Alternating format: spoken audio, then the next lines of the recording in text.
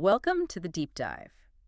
Our mission today is, well, it's built on a pretty radical premise, isn't it? I think so. What if the best way to really, truly change your life wasn't about, willpower, grinding it out, Mhm. but about becoming completely fluent in the hidden workings of your own mind? Yeah, the inner architecture, as you called it. Mm. We're moving past just simple motivation tips here. Definitely. We're looking at the inner construction zone of the self, everything from that ancient physiological circuitry, survival stuff. Right, the things that keep you safe without you even thinking about it. To the really subtle, sometimes kind of irrational cognitive biases that shape, well, pretty much every decision you make every day. And we've pulled together a really robust set of sources for this. We really have. We're jumping across different fields, bringing together foundational psych theories, cognitive consistency from Festinger, for example, Skinner's behaviorism, too, which is a totally different angle. and modern trauma science, Porges, van der Kolk, plus deep insights into relationships from people like Gottman. It's quite a mix. It is. But the goal of this deep dive is really to give you a shortcut, a way to understand these complex overlapping mechanisms. Both the conscious ones and the unconscious ones. Exactly. The ones that govern how you build, how you maintain, and maybe how you transform your identity, your motivation, your emotional life, really.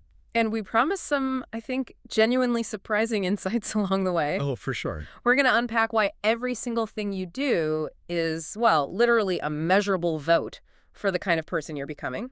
And we'll look into how avoiding a painful feeling right now, Mm-hmm. how that can ironically trap you in a cycle of self-defeating behavior long term. Yeah, that avoidance loop.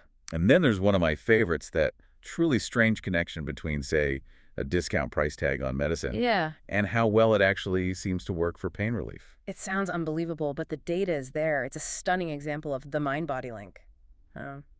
Okay, so let's start at the foundation, the bedrock, maybe, with what Leon Festner identified as this really fundamental drive in the human psyche. The need for self-consistency. Exactly. That desperate, relentless need. Yeah. His theory of cognitive dissonance, that's really the anchor for this whole section, isn't it? It really is. The core idea is simple on the surface, but it has huge implications. We are basically hardwired to strive for consistency in our beliefs, our opinions, our actions, Everything needs to line up. pretty much. And when there's a clash, an inconsistency, like you act against a belief you hold dear, or maybe two core beliefs contradict each other, That gap. the gap, the dissonance, it creates genuine, measurable psychological discomfort. It feels bad. And we are strongly motivated, compelled even, to reduce that feeling. It's not just like, oh, that's awkward. It's deeper, like a psychological alarm bell going off. That's a great way to put it. Right. And the sources really detail the mental gymnastics we immediately start doing to shut off that alarm, especially after making a tough choice where you had to reject something good. Right. Buyer's remorse is a classic example, maybe. Absolutely. One of the main ways we reduce dissonance is by adjusting our perspective after the decision.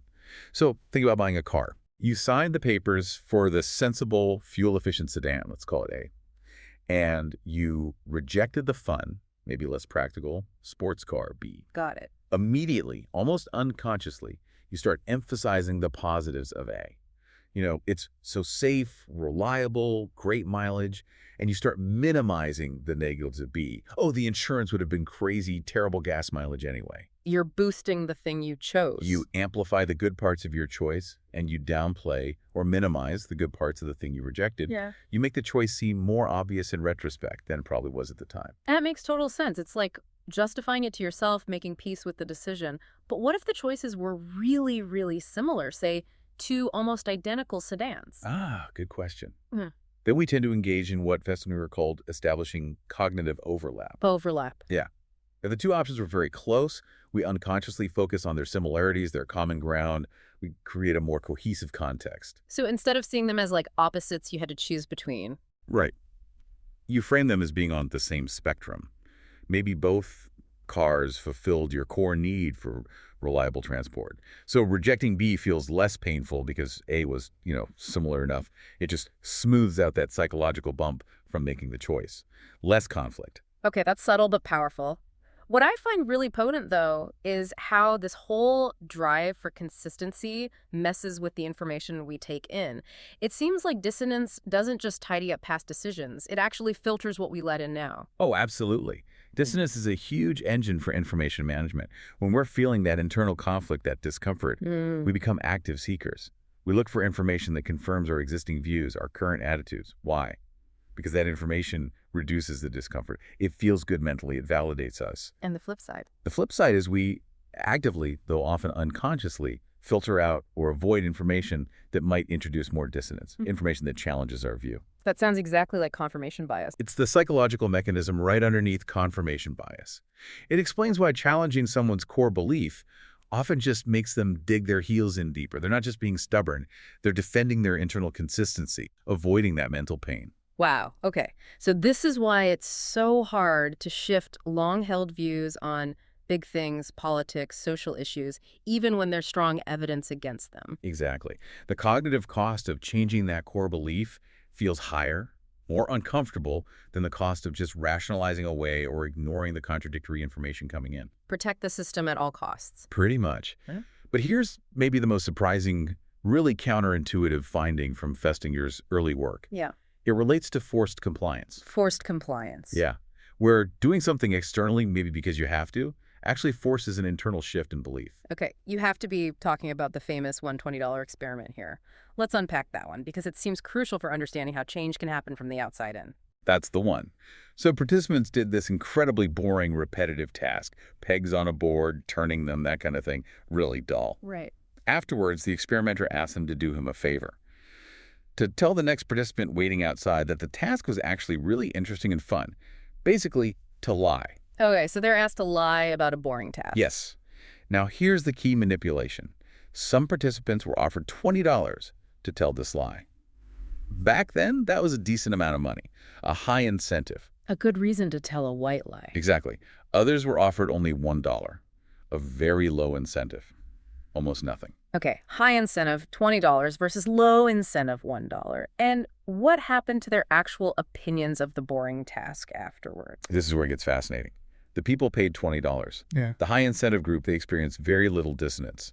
They could easily justify their lie to themselves. Their internal narrative was something like, yeah, I told a little lie, but hey, $20 is $20. That's a perfectly good reason to say the task was fun. So their private opinion of the task didn't really change. It was still boring. The external reward explained the action. Okay, makes sense. But the $1 group? The $1 group experienced high dissonance.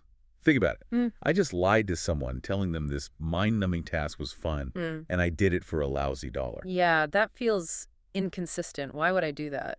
Exactly. There's not enough external justification. The $1 is too small to explain away the lie. So their minds had to scramble to find an internal way to resolve that conflict. And how did they do that? The only way to really reduce the dissonance, I lied for almost nothing, was to change their underlying belief about the task itself. So they convinced themselves. They convinced themselves, after the fact, that the task mustn't have been that boring after all. Maybe it was actually kind of interesting in a weird way.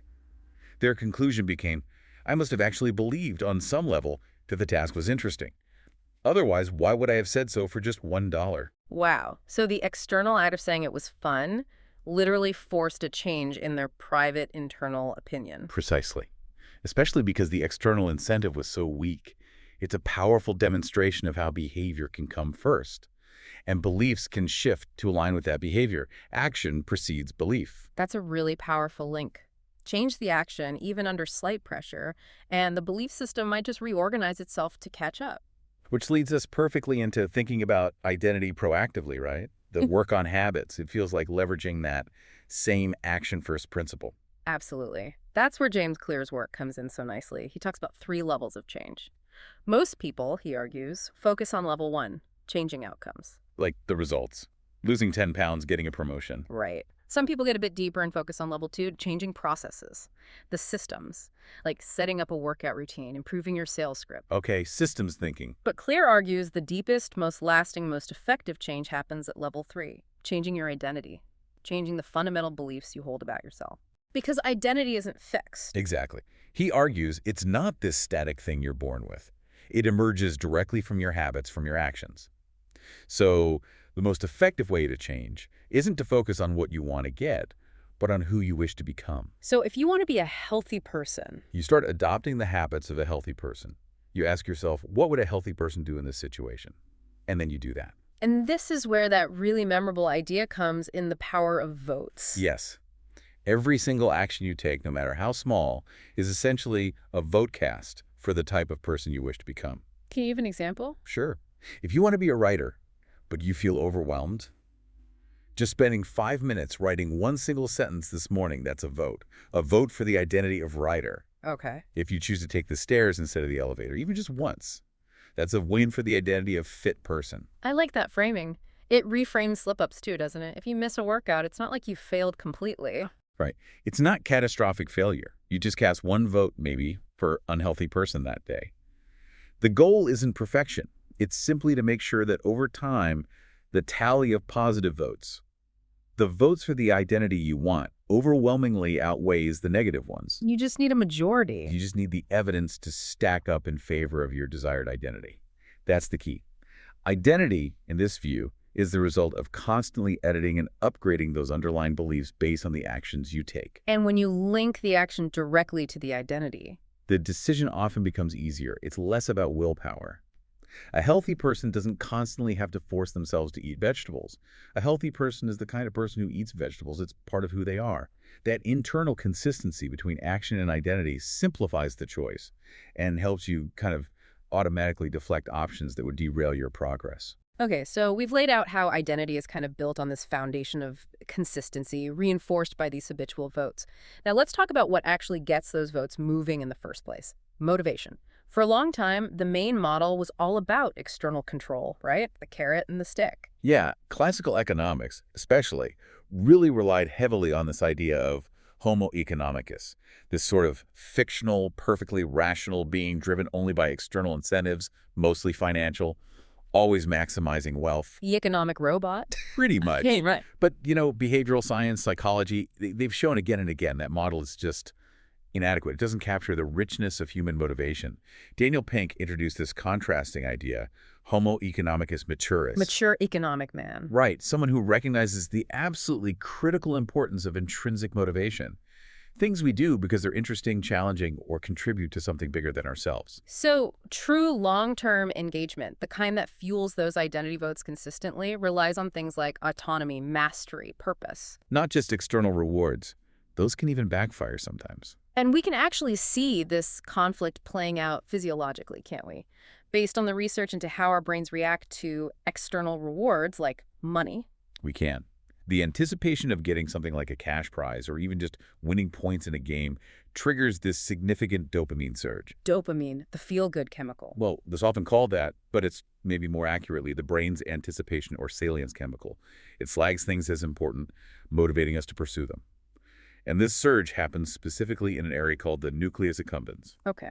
And the key finding here? The key finding is that the pattern of that dopamine surge, the anticipation of cash, looks physiologically very similar to the mechanisms activated by highly addictive drugs, like cocaine, nicotine. Wow. So relying purely on external rewards could actually be creating something like an addiction pathway in the brain. That's the implication. You're essentially tying behavior to these short-term, potentially unsustainable dopamine hits driven by external validation or reward. Which isn't great for long-term self-directed change. Exactly. It means, for instance, if you use a big financial bonus to motivate someone to, say, lose weight, they might do it while the money's on the table, but they often struggle to maintain that change afterwards. Because you haven't fostered the intrinsic drive, you've potentially just swapped one craving maybe for unhealthy food with an addiction to the reward pathway itself. So real change needs a pivot, away from that external addiction potential, towards finding the internal drive, doing things because they matter to you. Finding the inherent interest or meaning, that's the more sustainable path. Now, this model of motivation, emphasizing intrinsic drive, it stands in really stark contrast to the radical view of someone like B.F. Skinner. Right. Skinner wanted to basically remove the whole concept of the autonomous man, the idea of internal will, entirely from the equation. Skinnerian behaviorism really shifts all the credit and also all the blame away from the individual's internal state, their feelings, their willpower, and puts it squarely onto the environment. So it's not me feeling anxious, it's the environment causing an anxiety response in me. That's the core idea. When we analyze why someone does something, we tend to focus on their immediate internal feelings. I feel anxious, so I can't give the presentation. Skinner argues that this focus on feelings misses the crucial part, the antecedent history. Meaning, what happened before the feeling? What led up to it? Yes. When a behaviorist looks at anxiety, they don't get caught up in the subjective feeling of anxiety. They ask, what punishing episodes in this individual's past history might this feeling be linked to? What environmental triggers are present now that resemble those past situations? So the person isn't seen as inherently anxious. No. Their environment is conditioned to responsive anxiety to certain stimuli based on past experiences. A truly scientific analysis, from Skinner's perspective, therefore shifts both the credit for achievements and the blame for failures away from the individual and onto their environmental history and current circumstances. That really challenges our usual notions of personal responsibility, dignity, worth tied to what we achieve. It absolutely does. For Skinner, if you want to change behavior, you don't focus on changing feelings directly. You manipulate the environment, the contingencies of reinforcement, change the antecedents and consequences, and the behavior and eventually the feeling will follow. Okay, moving from that external control model back towards internal states, let's look at how we respond when the environment does challenge us. When we face adversity. This seems like a place where internal factors like mindset really matter for self-regulation. Definitely. This brings us to Carol Dweck's work on mindsets. She contrasts two fundamental ways people respond to failure or difficulty. There's the helpless response Okay. and the mastery-oriented response. An individual with a fixed mindset, someone who believes that intelligence, talent, skills are basically fixed traits you either have or you don't. I'm just not a math person. Exactly. That person, when they fail or struggle, tends to exhibit the helpless response. They blame their fixed ability. I failed the test because I'm bad at math. They internalize the failure as a verdict on their unchangeable self. It shuts them down. But the mastery-oriented person, they typically have a growth mindset, right? Believing abilities can be developed. Yes, and they see failure completely differently. The mastery-oriented person doesn't just stop working or blame fate or their lack of innate talent. What do? They keep working. They try different strategies, sometimes really inventive ones.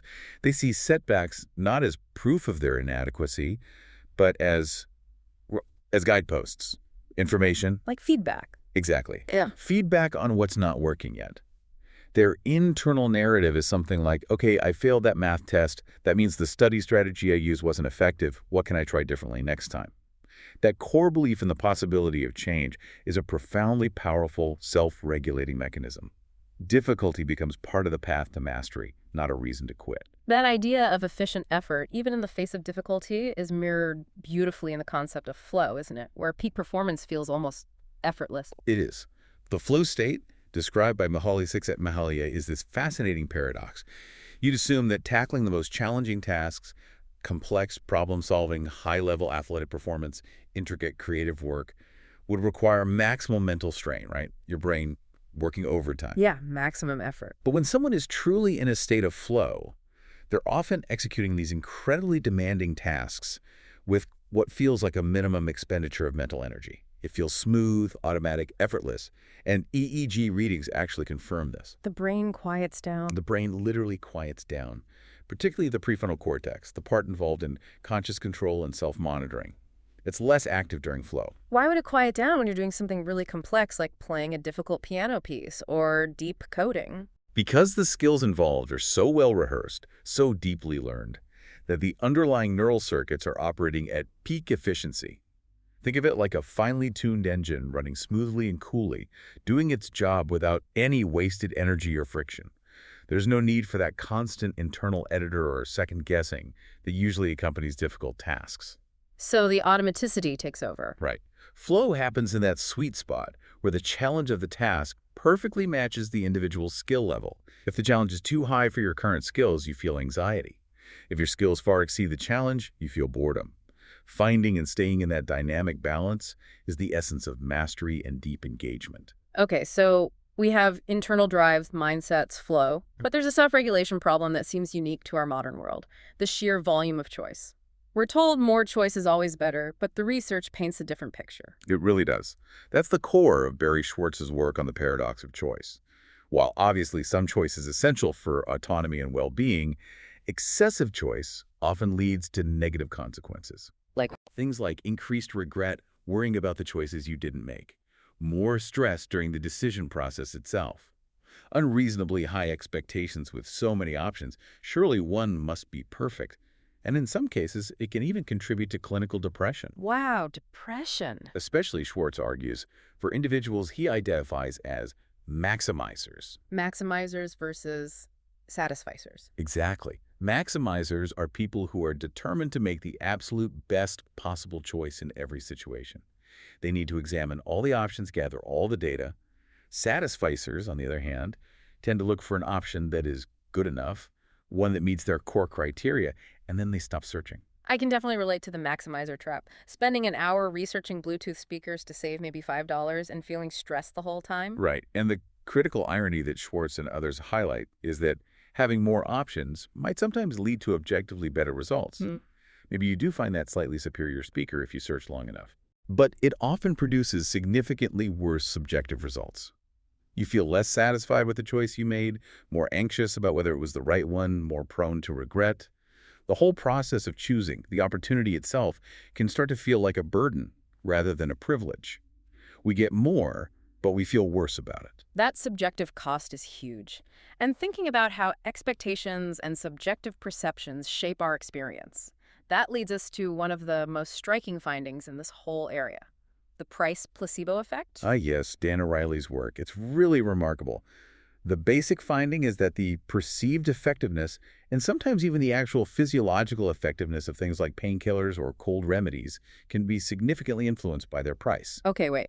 Higher price makes it work better. That's what the studies show. When people believe a medication is expensive, their expectation of its efficacy goes up, and that expectation can translate into a stronger placebo effect. We need the details on this. What did a specific study show? Okay, so in one well-known study, they gave participants what they were told was a new type of painkiller. They induced a small amount of pain, usually using mild electric shocks. Okay. Some participants were told the pill cost $2.50 per dose, a fairly standard price.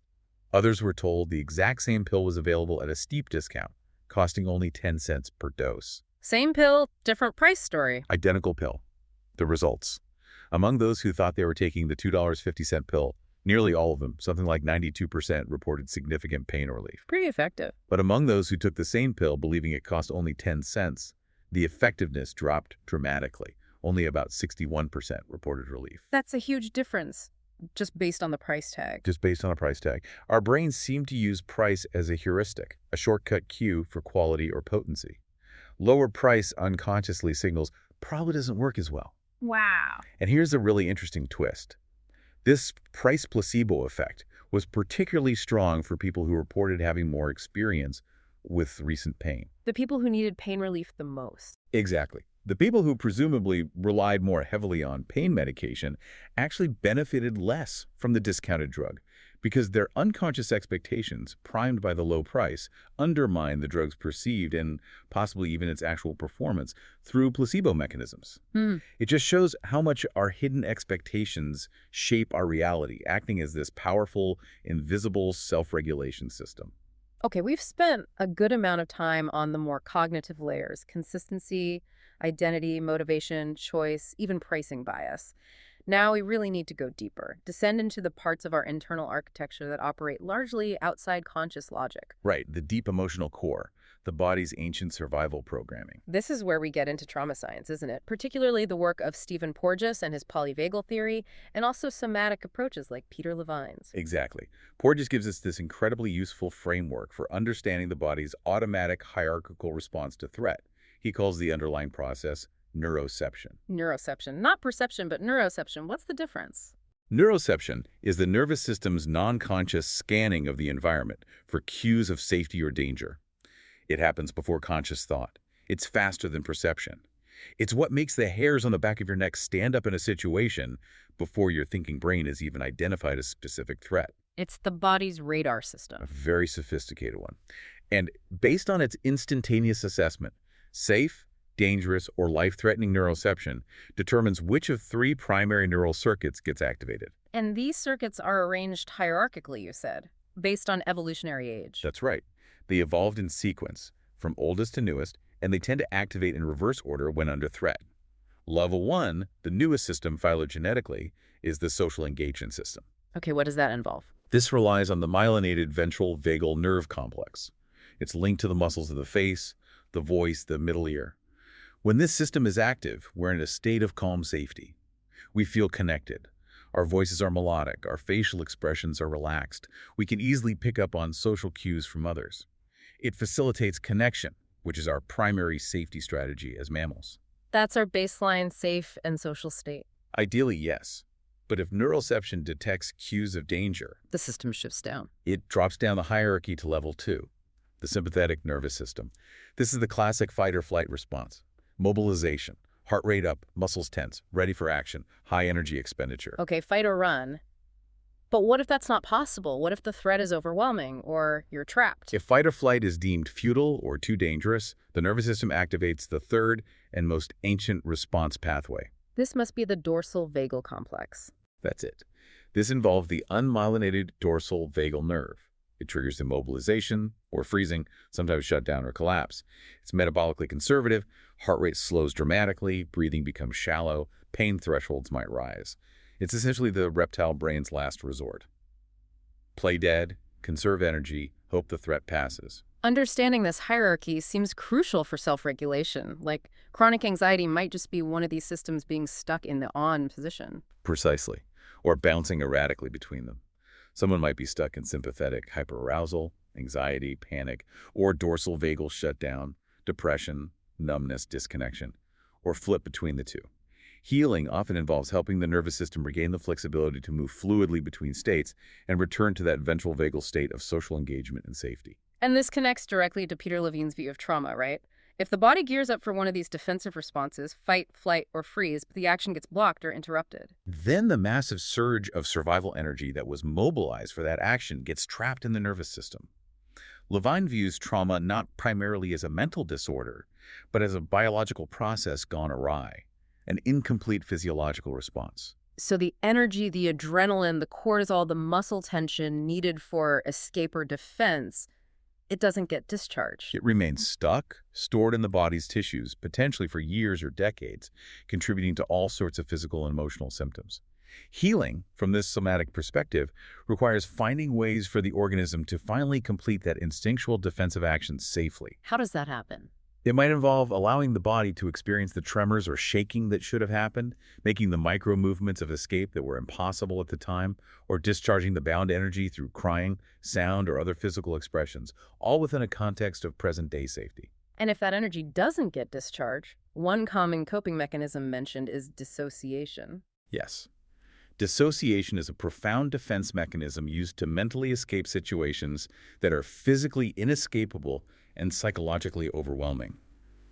Life-threatening situations that feel beyond endurance. What does it feel like? It can cause the person to feel disconnected from their body, numb, like they're watching events unfold from a distance, maybe floating outside themselves, as if the pain or terror is happening to someone else. It allows the mind to endure the unendurable. But it can become chronic. If the underlying traumatic energy isn't processed and discharged, dissociation can become a habitual way of being. The person might feel chronically spaced out, disconnected from their feelings, their body, their physical reality. It's a major disruption of self-regulation and embodied presence. This deep emotional core, this wiring for safety and threat, that must profoundly impact our relationships, especially through our attachment styles. The sources really highlight the anxious avoidant trap as being particularly problematic. Oh, it's a classic pattern, described clearly by Levine and Heller in their work on adult attachment. It often results in relationships with substantially lower satisfaction, more conflict, and less stability. Why is it such a trap? Because the partners have fundamentally incongruent needs and fears when it comes to intimacy. The anxiously attached partner craves closeness, reassurance, and connection. They fear abandonment. So they pursue connection. Right. They often engage in protest behavior, calling frequently, seeking validation when they feel distance. But this pursuit behavior is precisely what triggers the avoidantly attached partner's core fear. Which is? Fear of engulfment, of losing their autonomy and independence. They value self-reliance and feel uncomfortable with too much closeness or emotional expression. So when the anxious partner pursues, the avoidant partner withdraws to create space. And that withdrawal triggers the anxious partner's fear of abandonment. Exactly, Oh. causing them to pursue even harder. It becomes this painful, self-perpetuating cycle where they are constantly activating each other's deepest attachment wounds. And the avoidant partner, the sources say, often develops these defensive stances, things that might look like just being independent or a free spirit, but are actually keeping intimacy at bay. Yes, they employ a range of what are called deactivating strategies to suppress their own attachment system and maintain distance.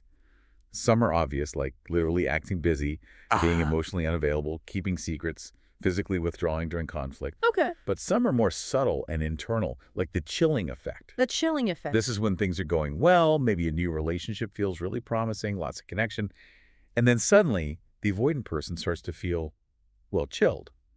They might abruptly start focusing on a partner's perceived flaws. Nitpicking. Yeah, fixating on something trivial the way they laugh, a minor habit, anything to unconsciously dampen their own feelings of closeness and justify creating distance again.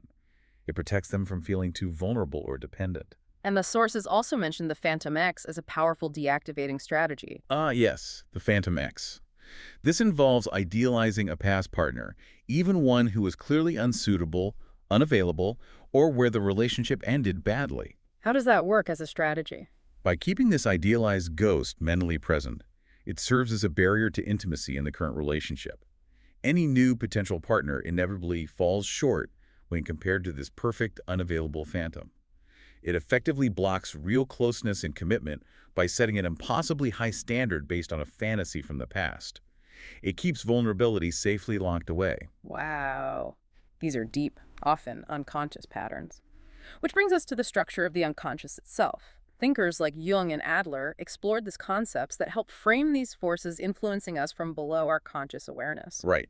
Jung, for instance, made a crucial distinction between the ego and the self. How did he define them? The ego is what we typically think of as I. It's the center of our conscious awareness, our sense of personal identity, the part that thinks and makes decisions consciously. Okay. And the self? The self, for Jung, is much larger. It's the organizing center of the entire psyche, both conscious and unconscious. It includes the ego, but encompasses much more. It represents psychic totality, wholeness. Jung often symbolized it as something round, like a mandala or a hidden treasure found in the depths of the unconscious. He saw it as the source from which the ego draws its energy and direction. And this relates somehow to his idea of primitive mentality. Yes. Jung observed that in what he termed primitive cultures, or in certain states like dreaming, consciousness seems less sharply defined, less separated from the unconscious.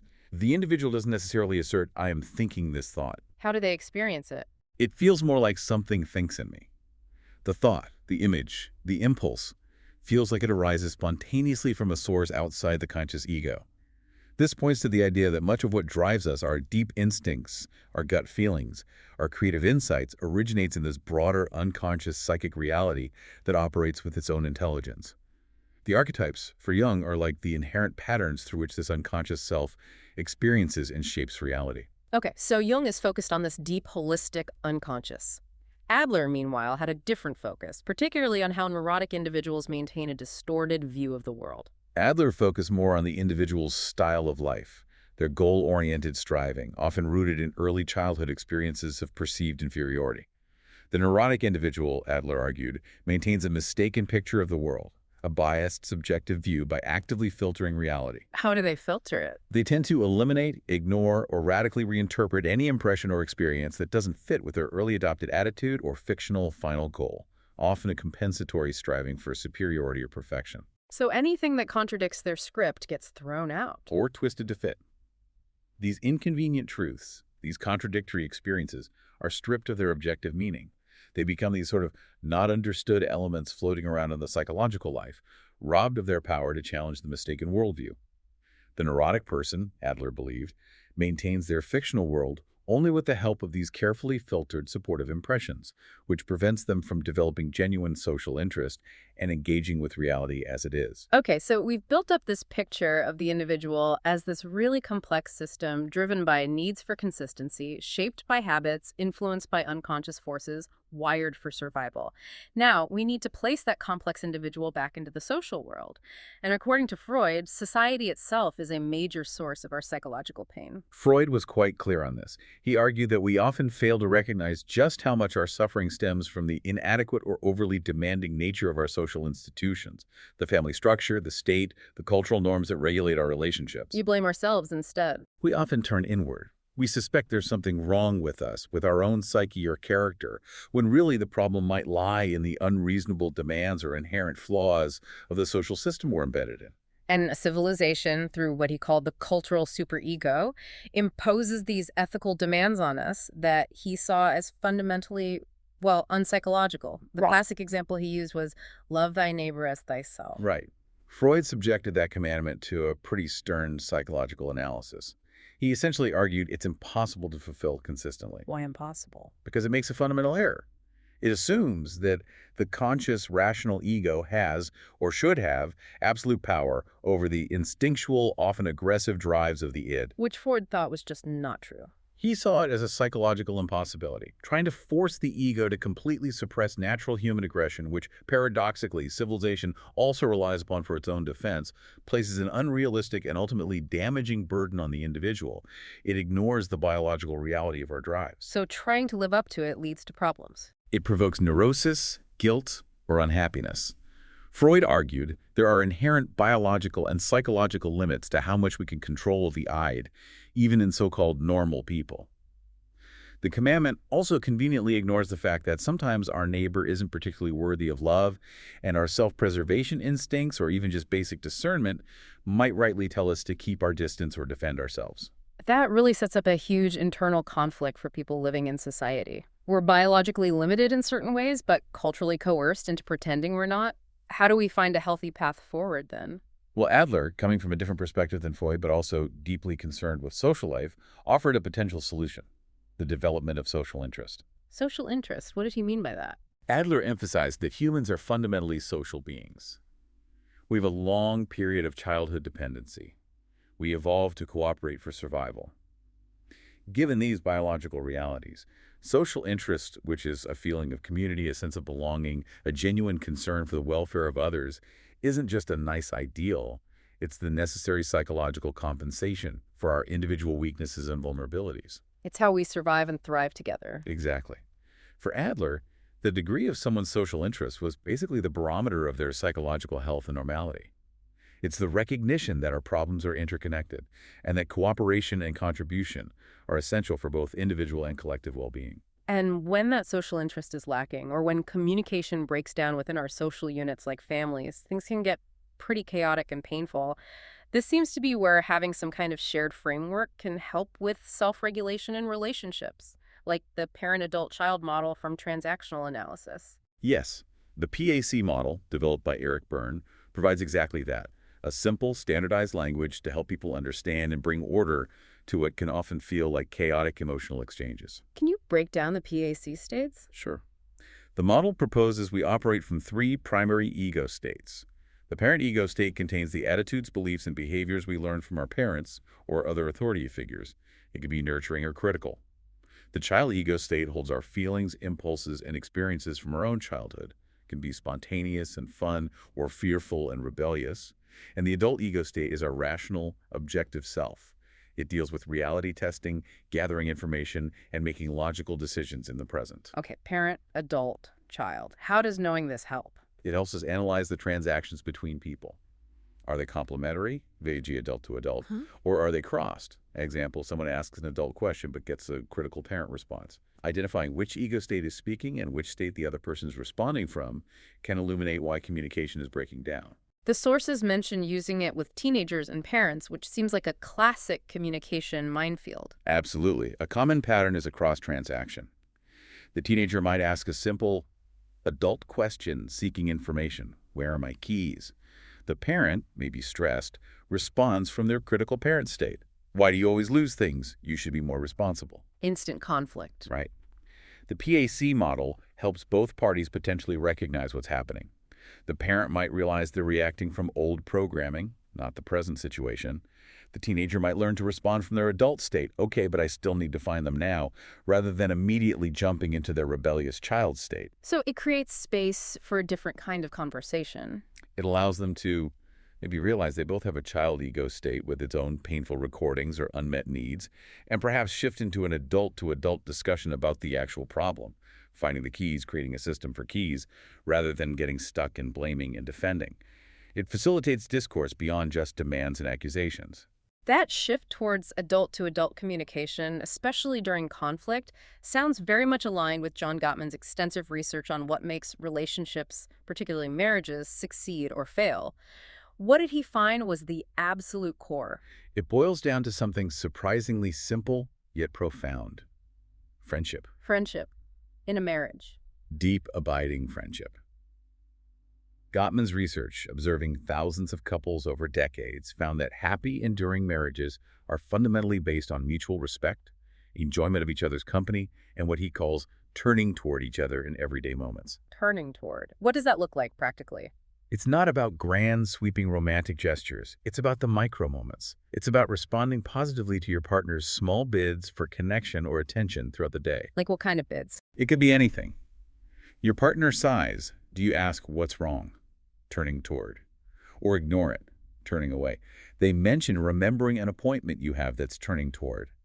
They share a story about their day. Do you put down your phone and listen? It's about acknowledging and valuing those small moments of connection. So remembering they like the extra crispy chicken skin and giving it to them. Exactly. That's a perfect example of turning toward. It shows you know them, you care about their small preferences. Each time you turn toward, you make a deposit in what Gottman calls the emotional bank account. Ignoring bids or turning away makes withdrawals. Having a high balance helps buffer the relationship during inevitable conflict. And his research is very clear on conflict, right? Avoiding it is not the key. Absolutely not. All couples have conflict. Even the happiest ones argue. The difference lies how they handle it. Success isn't about avoiding fights. It's about having effective conflict resolution skills. And is there one skill he found to be particularly crucial? Yes. The single most important factor distinguishing successful from unsuccessful couples during conflict was how they started the conversation. He calls it softening your startup. Softening the startup, meaning how you bring up a difficult issue. Precisely.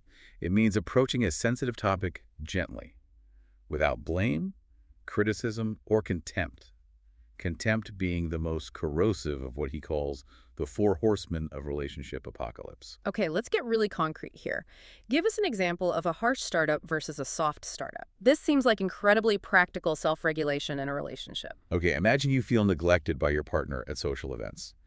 A harsh startup, often coming from that critical parent ego state, might sound like, you always abandon me at parties. You just leave me standing there looking like an idiot. You don't care. Ouch. That's definitely criticism and blame. Right. It immediately puts the other person on the defensive. Right. A softened startup, however, focuses on your feeling, using I statements, and makes a positive request for what you need. So how would that sound? It might sound something like this.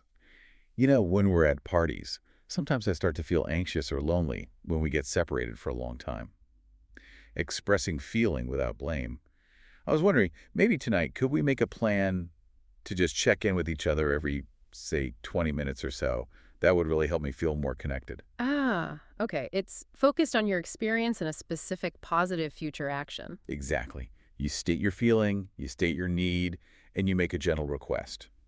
You're talking about what you want to happen now moving forward, rather than launching an attack based on past grievances or assassinating their character. This simple shift, Gottman found, can dramatically change the entire trajectory of a conflict conversation, moving it away from escalating negativity towards potential understanding and compromise. It maximizes the chance for connection and repair, even when discussing something difficult. Hashtag is 60. Outro. Wow.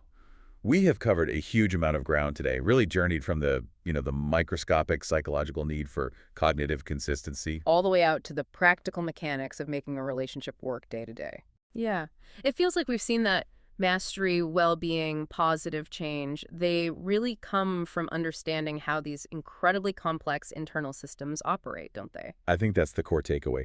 Understanding things like the surprising power of insufficient justification, that $1 experiment, to actually change our deep beliefs. Or that bizarre but real physiological link between a price tag and how well medicine seems to work. And the deep, often non-conscious, instinctual architecture of survival encoded in our nervous system, in the polyvagal theory. Knowing about these things gives you handles. Right. The goal of this deep dive, really, is to show that effective self-regulation, real change, it's less about brute force and more about working wisely with these systems. Working with them, rather than constantly fighting against them or being baffled by them, whether that's consciously editing your identity one small vote at a time, like Clear suggests. Or recognizing that maybe your chronic anxiety isn't just in your head, but could be trapped survival energy needing safe discharge, like Levine might suggest. Or even realizing that something as seemingly simple as treating your partner with basic friendship and kindness, as Gottman emphasizes, isn't just nice. It's maybe a necessary evolutionary compensation for our inherent individual weaknesses, as Adler might frame it. It's about understanding the blueprint to work with the building. Well put. And we wanted to finish today with a really provocative thought, this one from the psychologist and philosopher William James. It's about the incredibly fluid nature of our own identity and consciousness. Okay, what did he say? He reflects on how we think about the same thing, an object, an idea, ourselves, in constantly shifting contexts. Sometimes we grasp it in a really definite image, other times more like a vague symbol. Uh-huh. Sometimes our sense of its identity, what makes it, seems to cling just to the mere fringe of our thought, a subtle feeling, a fleeting association. Other times, it feels like it involves the very nucleus, the core of our thought. But somehow we always know what subject we're thinking about. Even if we can't pin down exactly which bit, the color, the sound, the feeling attached is the part that signals its identity. Right. James says we can never really break the thought apart and say, this bit is the identity marker. Yet somehow, we always know which of all possible subjects we have in mind. The identity feels both pervasive and yet strangely elusive when you try to grab it directly. Okay, so the provocative question building on that is, If some of the biggest psychological effects we discussed today can arise from seemingly tiny causes, a $1 payment changing a belief, a soft startup saving a conversation, a price difference altering pain relief, what might happen if you intentionally, consciously step back and investigate the usually ignored fringe of your own thoughts? that peripheral sense. Yeah, that subtle bodily feeling that accompanies an idea, that slight hesitation before you speak, that fleeting image or memory you usually brush aside. What critical information about who you are, about your next right action, about your deepest emotional needs or conflicts might be lying right there, waiting quietly in the invisible periphery of your awareness, if you just paid attention? That exploration, that feels like the ultimate self-formation project right there. I think it might be. Thank you for joining us for the deep dive.